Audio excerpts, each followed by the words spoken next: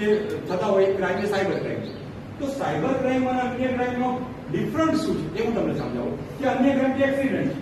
હા, એક્સિડન્ટ ધારીએ તો અટકી શકે છે, પણ તમામ એક્સિડન્ટ આપણે અટકાવી શકતા નથી. એ રીતે મારામારી છે એ થઈ જાય કે બીજું ચોરી કોઈ થઈ જાય, એના આપણે ધારે તો પણ વ્યક્તિ ભોગ બનનાર 100% અટકાવી શકતો નથી. પણ જે સાયબર અપરાધ એવા પ્રકારના અપરાધ છે કે ભોગ બનનાર જો સાવધાન રહે, સતર્ક રહે, જાણકાર રહે તો આવા પ્રકારના અપરાધો આપણે અટકાવી શકીએ છીએ, આપણે બચી શકીએ છીએ. એટલા માટે હું આજ તમને જાગૃત કરવા માટે આવ્યો છું કે ભાઈ આવા પ્રકારના સાયબર અપરાધ થઈ રહ્યા છે. તો તમે જાગૃત થાવ તો તમે ઘરે જઈને તમારા ભાઈ, બહેન, માતા, પિતા, પડોશી, મિત્ર આને તમે જાગૃત કરશો. કારણ કે આ સાયબર ક્રાઇમ જે કરનારું બહુ દૂર બેઠો હોય છે, એ કઈ નજીક નથી હોતો. એ 50 કિલોમીટરથી 500 કિલોમીટરથી વિદેશમાંથી કરતા હોય છે. એટલે આવા સાયબર અપરાધ જે અપરાધીઓ છે એને પકડવા પછી ઇન્વેસ્ટિગેશનમાં ખૂબ મુશ્કેલી આવતી હોય છે. અશક્ય નથી, પણ ખૂબ મુશ્કેલી આવતી છે. એટલે બેટર છે કે ભાઈ prevention is better than detection. બરાબર, આપણે પ્રિવેન્ટ કરીએ ને કરી શકાય. એટલા માટે હું તમને કહી દઉં છું કે પ્રિવેન્શન આપણે કરીશું તો ડિટેક્શનનો કોઈ પ્રશ્ન જ નથી આવવાનો. એ લેન્ધી પ્રોસેસ થઈ જાય છે. કારણ કે બીજા રાજ્યમાં હોય ત્યાં જવું પડે, તપાસ કરવી પડે, બીજા દેશનો હોય એટલે લેન્ધી પ્રોસેસ થઈ જાય છે. આપણે ન્યાય મળે, પણ ન્યાય મળતા મળતા ઘણી વખતે થોડું ડિલે પણ થતું હોય છે. કારણ કે પ્રોસેસના કારણે અને એક એના કારણે ડિલે થતું હોય. એટલે આવો સાયબર ક્રાઇમ તમારી સાથે કોઈની પાસે પૈસા જતા રહ્યા કે બીજો કોઈ આપે તો એના માટે એક હેલ્પલાઇન નંબર છે 1930. આ યાદ રાખજો કે 1930 આ સાયબર હેલ્પલાઇન નંબર છે.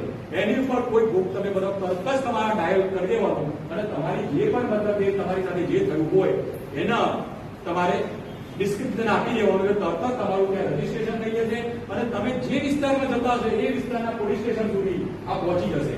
એટલે જેટલા ઝડપથી તમે જો આનો ઉપયોગ કરશો એટલા ઝડપથી આ બાબતનું સોલ્યુશન આવી શકશે. તો આવા પ્રકારના જે સાયબર અપરાધો જે થઈ રહ્યા છે રિક્વેસ્ટ એક્સેપ્ટ કરો. એટલે બાદ તમારે એટલી બધી ઉતાવળ હોય તો હાય એટલે સામે જે હાય હાઉ આર યુ એટલે ભાઈ સીધો હા સીધે પોઈન્ટ पे आओ ना સીધો તમને કે hi here this is my WhatsApp number, WhatsApp पे बात करते સીધો એટલે ભાઈ તો કે આટલી બધી ઉપાડી છોકરી અને સીધો વ્હાટ્સએપ નંબર આપણો ગાડો દઈ આવે ચરકુત કરે હા એકલો નાચે બરાબર.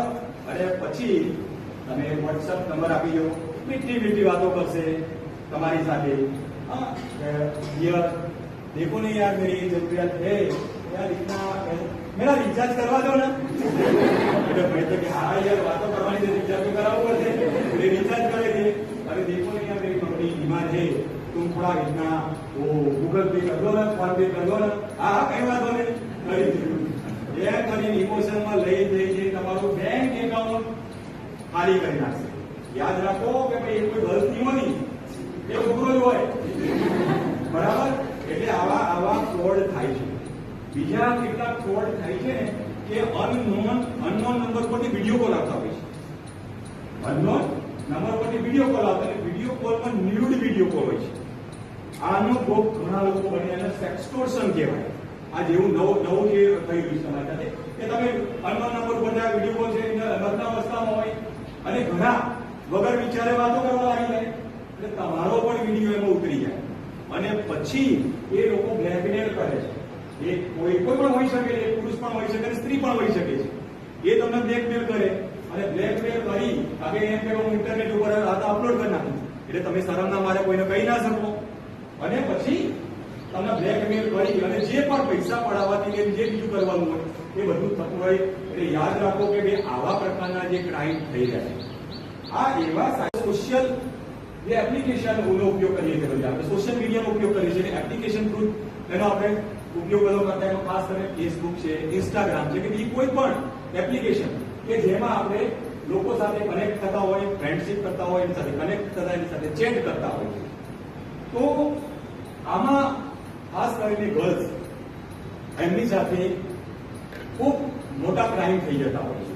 કારણ કે તમે ફેસબુક ઉપર જાઓ એટલે કાં તો તમે ફ્રેન્ડશિપ મોકલો, ફ્રેન્ડ રિક્વેસ્ટ મોકલો અથવા સામેની ફ્રેન્ડ રિક્વેસ્ટ આવે, સારી મીઠી વાતો કરતા હોય છે અને પછી પ્રોફાઇલ મૂકી હોય, પણ પ્રોફાઇલમાં આપણને થોડી ખબર પડે કે એ વ્યક્તિ શું છે.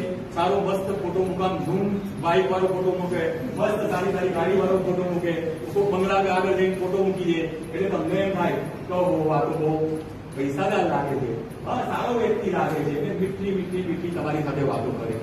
તમને એવા દિવસમાં એવા જાણે કે ચાંદ તારા તોડી લાવી તારા માટે એટલા બધા તમને વિશ્વાસમાં લઈ લે, એટલા બધા ઇમોશન્સમાં લઈ લે, અને પછી શું કરતા હોય છે કે તમે ઘણી બધી બાબતો એની સાથે શેર કરી દેતા હોય કે ના કહેવાની તમારી ખાસ ફ્રેન્ડને પણ ના કરતા એવી વાતો એની સાથે શેર કરતા, અને તમારા ઇમોશનને એટલું બધું તમને ઇમોશનમાં લઈ જાય કે આ વ્યક્તિ કેવો છે કે મને સમજે છે, આ વ્યક્તિ સિવાય દુનિયામાં કોઈ મને સમજશે નહીં, મારા મા બાપ બી નહીં સમજે, ટીચર બી નહીં સમજે, બહેનપણી બી નહીં સમજે, કોઈ નહીં સમજે, આ વ્યક્તિ જેવો દુનિયાનો છે કે મને સુખી રાખી શકશે, મને સમજી શકશે.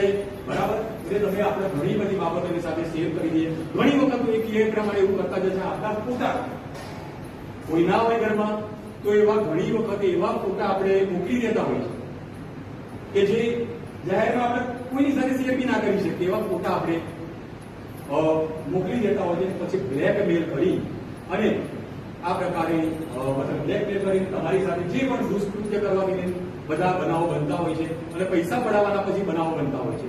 એટલે ના ચૂકવે ઘણી વખતે આ મતલબ કોઈ ગર્લ્સ હોય આવું થઈ જાય તો કઈ બી નહીં શકતી, એટલે વારંવાર એનો શિકાર બનતો હોય. અને એવા પણ બનાવો બન્યા છે કે એટલા નાના હોય છે આ લોકો કે પછી એના બીજા મિત્ર